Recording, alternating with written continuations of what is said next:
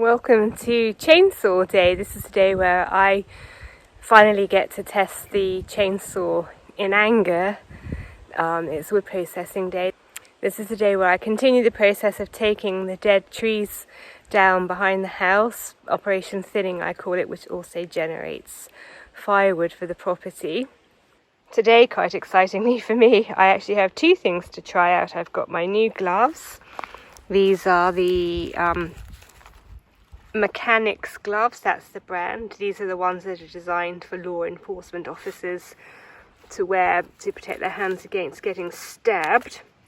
So hopefully they'll have a bit more longevity than any other glove I've owned to date, but who knows. And then we've got my new Husqvarna 340i battery powered chainsaw. First impressions, it's actually very, very light. Well, relatively light. It's no heavier, I would say, than the Ryobi. Like all proper specifications will be available online. I'm just giving you my impressions as a user. This is the battery, which slots in a hole which goes all the way through it, so a bit different than the Ryobi. The battery's got a level indicator on it, but also when you're using it, which you do by turning this on, you've got an indicator here that you can see whilst you're using it, which is a lot better than the Ryobi. And you can also switch it into eco mode, which means that it'll save power. And the way it goes about doing that is slightly slowing down the speed that the chain goes around the bar. So I think the maximum speed is 20 ms. And I think that might take you down to something like 12. Don't quote me on that. I might have made that up. Anyway, so what I'm going to do now is I think I got to about here last weekend. So now I'm just going to work my way this way towards the fire break, which is there. And then once I've done that, what I do is go back to the start and then work my way along the next line up. I'm not going to film myself using the chainsaw. It's, awkward to set up and all of that. But I'll use it for a bit. I'll take a pause and I'll let you know what I think of it. Obviously it's brand new and it's got a brand new chain on it. So it ought to be at maximum efficiency. So it ought to be good, but we'll see. And also the other thing that I'm curious to know is how long the battery is going to last. I think I'm going to whack it in eco mode for now. I've got 90 pieces of wood I want to generate, which will mean taking down probably in the vicinity of about 8 to 10 trees. Bearing in mind I'm not taking down trees that are this size, I'm taking down trees that are more this size. And then when I say 90 pieces, I then cut them into smaller lengths that are transportable in our ute. So yeah, it'll be about 8 to 10 trees of that sort of size.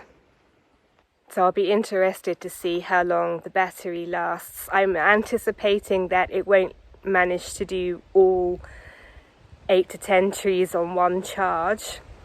The Ryobi sometimes could manage that actually, but more and more I was having to switch out the battery. For this setup currently I only have one battery because the batteries are over $200 each and the chainsaw was expensive enough as it is. But I'm hoping next time I go into town in a couple of weeks' time I'll be able to pick up a second battery, because in order to use this system in the way that I use it, you really need at least 2, and 3 would be ideal. But we'll see how we go. I'm expecting today to sort of stagger the wood processing, so normally I try to get it all done, trees down, lengths transported, and then cut up again into burnable lengths before midday, before lunchtime. I'm not anticipating being able to do that today. I'm anticipating having to stagger it as I work around recharging the battery in between tasks, but we'll see. We'll find out together. So let's crack on and see what happens.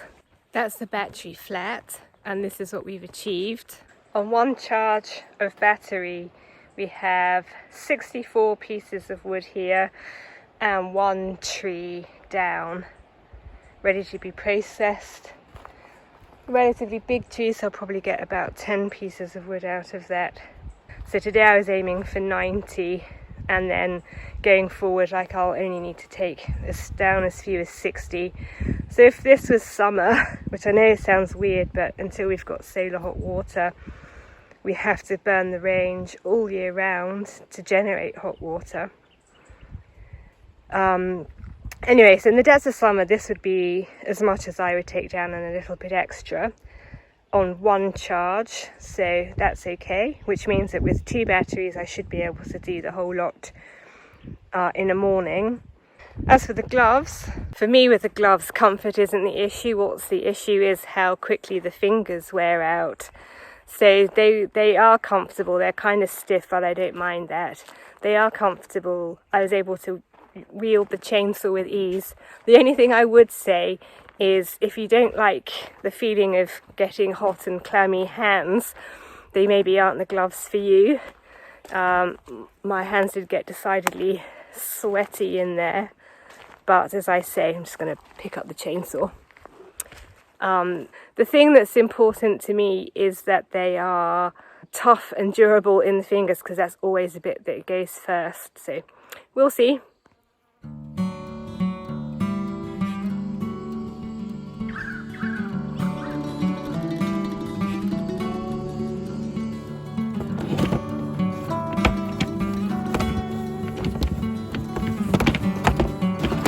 I was just collecting my gloves there because I'm off to start finally the final sort of tranche of projects that I like to do to get the property ready for the bushfire season. Essentially, over the previous year, what's happened is lots of debris, little branches, little bits of bark and leaves have accumulated in certain areas around the property.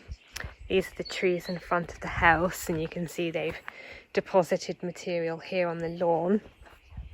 What I like to do is get my leaf rake, which I picked up from town when I was last in town, because my previous one, as you might have seen, can't remember if I filmed it or not, broke into 1,000 pieces and I wasn't in a position to repair it, so I've replaced it with this. I like the ones that have metal. They're just so much more durable than the ones that have the plastic. And essentially what I do is I start on the perimeter of the property, and including up here, and I go all the way around down to the wood store and around, and then I finally do the bits that are right up at the house.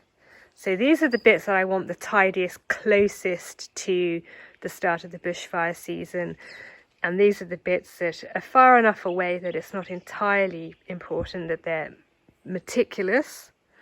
Nevertheless, I do like them to be better. And it's, let me check, it's mid-September now, so I'd ideally like this task done before November, or at least early in November.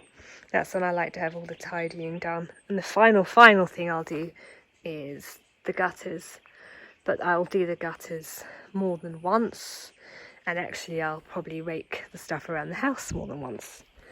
But for now, I'm going to grab my rake and I'm going to start there, and I'm going to work round the perimeter in a clockwise direction because I'm just fussy like that.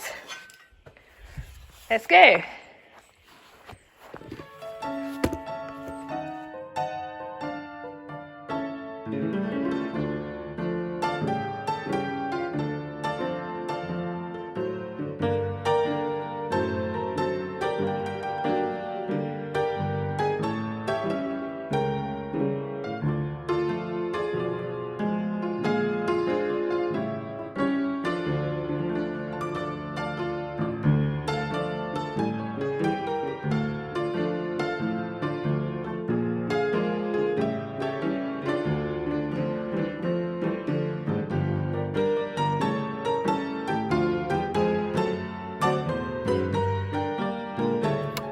There we are then.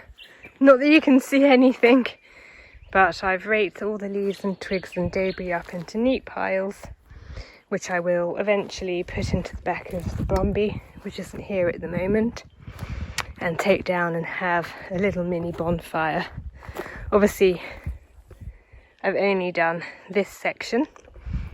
What I'll now do is, because the water tank is an important part of our infrastructure, I'll clear all behind and in front, and then the other side of the water tank. I like to keep these acacia trees here just to soften the appearance of it, but what I'll also do is just nip the heads off. I don't want these to become proper trees, so I sort of bonsai them. And then yes, I'll continue sweeping around here, and I'll get the brush cutter out and get this tea tree back down to the ground. And I will do the same with this tea tree that's growing up here. I'll brush cutter that right back down. If you're new here, hello, it's a pleasure to have you. If you weren't aware why I was doing this, it's because essentially a couple of years ago, you may remember, Australia had a particularly bad bushfire season, and you might be able to see from the colour of the trees, the bushfire came right to our property.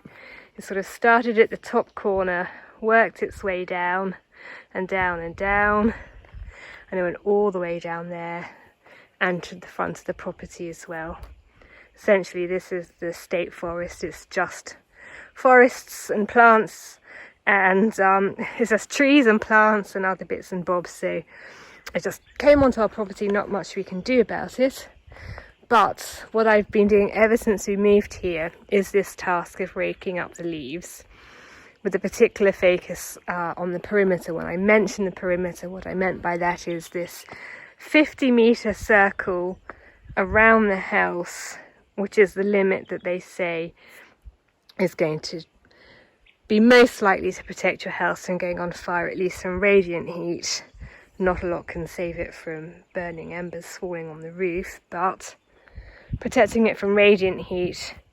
So I keep the areas very close to the house meticulous. So this area here, that little island there, and the stand of trees at the front. They don't look it now, but they will be when I've finished. And as you can see, these are amongst the very few trees on our property which didn't burn in the bushfire. And that's because the fire that came through, and it's quite typical of bushfires, creeps along the ground and is fueled by all these twigs and branches and leaves. And it just sort of feeds on all of that debris, and then it sort of, grows and grows and grows, and it gets whipped up by the winds which the fire itself creates, and it just becomes this burning frenzy. But if there's nothing on the ground for it to sort of latch onto, there's nothing for it to burn, and so these places stay unburnt. So that's why I'm doing this. It's well worth doing, and I always think these trees are testament to why it's worth doing that. No fuel on the ground, no fire, less chance of something terrible happening to the house if I spin around. You may have noticed another casualty of the wind. We've already tried to repair this once before, but it's sort of beyond repair, snapped now. So unfortunately, another unexpected and undesired expense, but I think I'm going to have to buy a new one of these. Anyway, I'm just about to hang up the load of washing I'm making do. And then I'm going to carry on with the raking and the brush cutting. I can't remember if I updated you on this or not, but basically this is the ride-on lawnmower tyre that had got a puncture and gone flat. I was unable to locate the puncture, although I did remove the wheel. So I took it into town with me and got a tyre centre to have a look at it, and they were able to fix it. That's what that thing is there, some sort of fabricy plug. Don't ask me. And that came to $18, which is about £9. So not too shabby. Glad to have it fixed. Lawn mowing time is rapidly approaching. And whilst I'm at it, I'm hoping that I've solved the problem in me getting electric shocks from the car by getting these rubber mats. All seats now have them.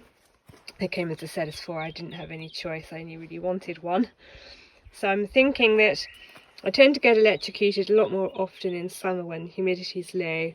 I'm assuming the friction generated by my shoes on the carpet will cause the problem. So I'm hoping this rubber mat will solve the problem.